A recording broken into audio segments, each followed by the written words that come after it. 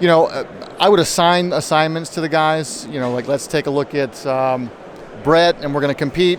And I want you to be doing 15 minutes, 3 days a week. And I can go in through the app and see who's been doing it. As the season went on, I stopped kind of checking in. Whereas before I'd go in, I'd say, okay, well, you didn't do your gameSense.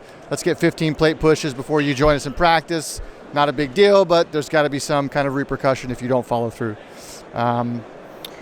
Later in the season, I sort of stopped checking. I was dealing with lots of other stuff, high school programs, so we're trying to do a lot of different things. I stopped checking, and I noticed that our production was starting to lag a little bit. So I went back and I started to check, when was it that, and I noticed the guys had stopped using the app.